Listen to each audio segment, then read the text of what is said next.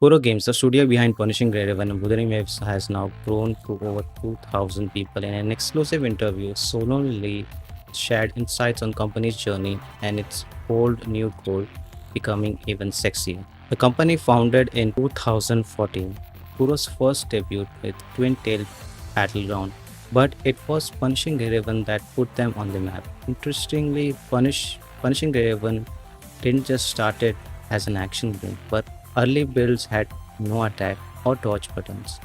Testing led to the team realizing direct control was key, and the result was a hit that climbed into iOS top charts and ran strong for 6 years. That philosophy of constant challenge later fueled Wuthering Waves, which pushed Kuro into rapid expansion. Even during WuWa's development, the team surpassed 500 people. Huge features like flight system took a year to create, but paid off after version 2.0. It shattered revenue records, while the 2.4 update with Kurthia banner pushed WuWa even higher on the iOS chart.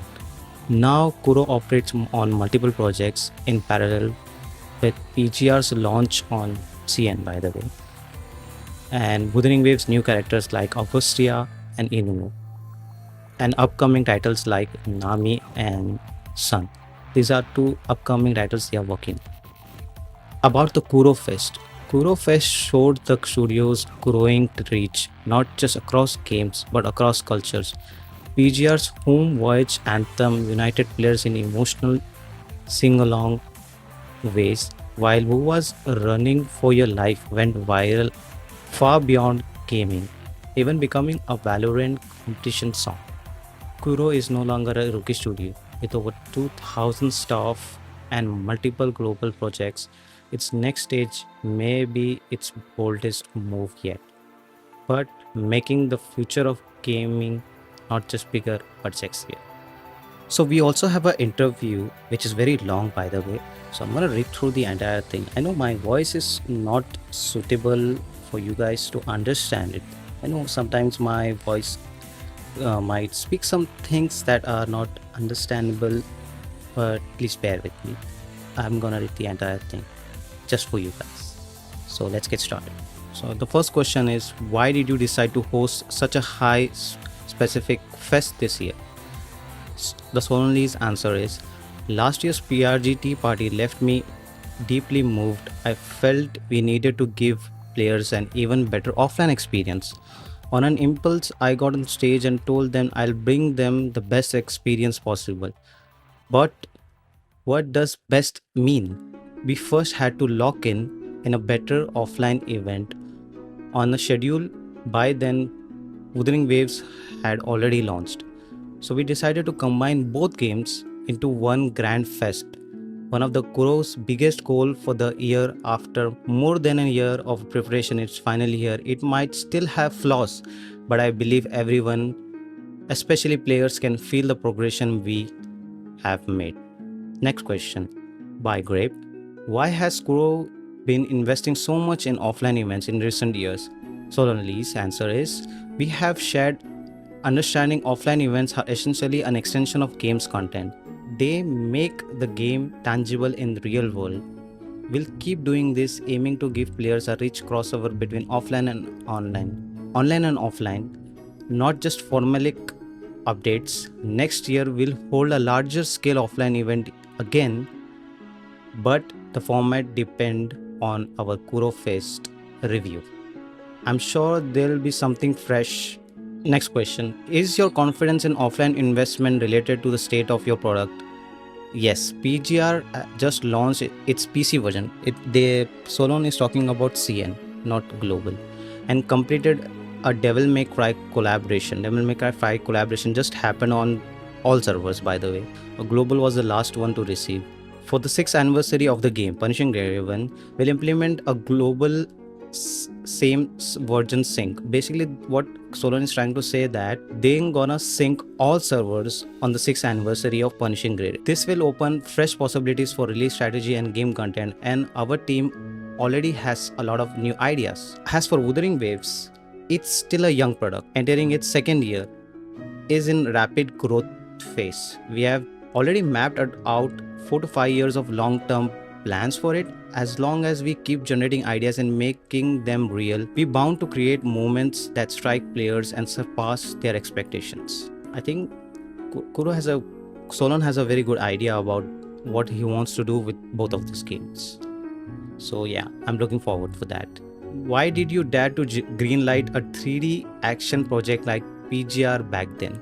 During Twin Tail Battlefield, we lacked long-term ops experience and ecosystem maintenance skills, plus our 3D skills and preferred gameplay weren't compatible with Coco's engine. This combined with the tech, talent and ops experience from Twin Tails pushed us to try 3D, leading to PGR's Greenlight. Initially, we didn't aim for an action game. 3D alone was already a huge leap. Our concept was a 3D immersion game using innovative match 3 mechanism for character actions.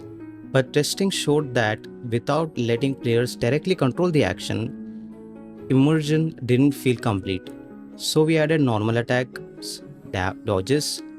Step by step, PGR became more action until we finally decided internally to commit fully.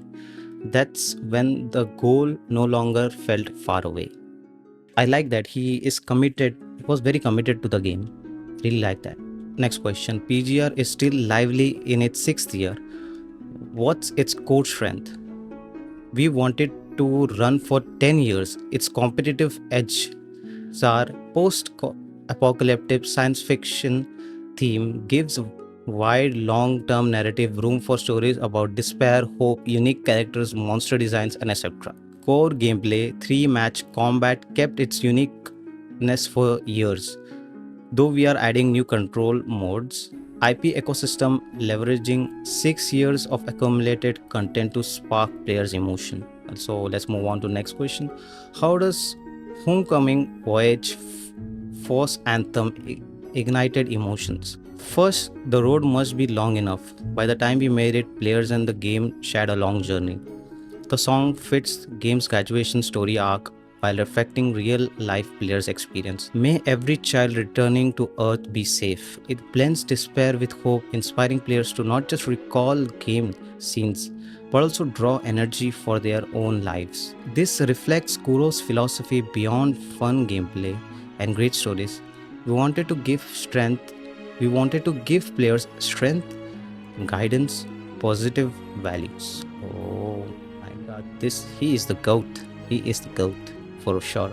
Both PGR and WuWa have some heavy and even tragic stories. We wanted depth, character struggles must make sense so that the player payoffs is sexy and moving. Players of this genre wanted coherent worlds. Even if the journey is sad, watering down into formulaic happy ending risk making the IP unappealing.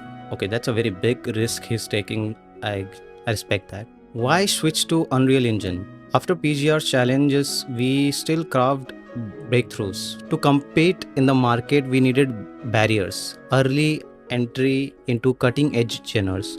Also, talent competition was fierce. To attract top talents in Gonjo, we had to offer sexy projects and tech. Looking back, choosing 3D open world and UE was the right choice. If I had path, by the way, sexy is that's a true word. He actually used sexy a lot of times in the interview. It's true. I asked my CN friend if that word was right or wrong. So yeah, he confirmed me that sexy was used a lot. So yeah, that's an actual word he used in the interview. I'm not joking. It's not the wrong translation, by the way. WuWa's production cycle seems long. Yes, character production far exceeded our initial forecasts. We had to choose to stick to old cycle or aim for market surpassing quality. We chose the latter, investing more people and time. Next question. After WuWa 2.0, things seems to accelerate. 2.0 had been in preparation even before the launch, but testing feedback led us to rework and optimize it over about 1.5 years. The faster iterations since then reflect an improved processes and an understanding of what attracts players for long-term operation. You must deliver beyond expectations. Before the beta, damn, I can't even say how much struggle the development team had while working on Wuthering Waves. Massive respect to the team. They took a lot of risk for 2.0. And it was payoff. I mean, it was a payoff. I agree. So next question. How do you maintain quality while running high output? The best method is shared values and like-minded people. Processes optimization alone can't replace team strategy. Okay. Next question. Why focus on 3 minutes of high quality experience?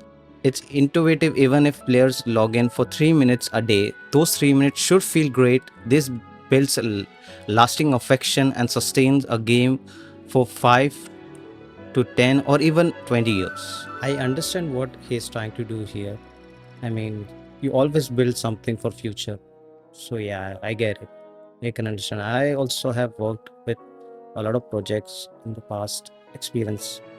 So I can surely say that yeah, these things happen. The development does not just work on projects like right away. They actually work for future projects as well, like future updates, patches, like 4 to 5 or even 6 years. They put a roadmap regarding that, what things they'll work on, uh, make a rough sketch about it, or even a document. So is a lot of things that happens within those cycles. So yeah, I get it what they mean. Next question. Will WuWa's quality direction include GTA-like element? Yes, though perhaps not as people imagine. Its world will expand into more science fiction, modern and urban themes. Timing is the question. That's why the collab is happening on 2026. So might be in the mid-year. Mid-year might we might see Cyberpunk patch. I think so. Maybe. Who knows? But yeah, that's why he mentioned timing. I think so. From PGR to WuWa, why always take the hard road? Every test make them feel like entirely new game, not by intent, because continuous feedback and iteration pulled us over ever close to our goals. Positive feedback from improvements fuels our logic to do it well, face the challenge head on. Oh, nice. Next question. Challenges also bring pressure. How do you keep morals? If challenges vanish, we'll be more anxious. Challenges bring growth both in players challenges bring growth both in players validation and in upgraded skills. That's more valuable than any management optimization. Our motto coined by staff is love players, love the team, love the game, paired with fair rewards like company wide bonuses during WuWa's milestones. This sustains competitiveness. What's Kuro's team size right now? Over 2,000 people are working on the live product, and there is a small portion of people who are working on the newer projects.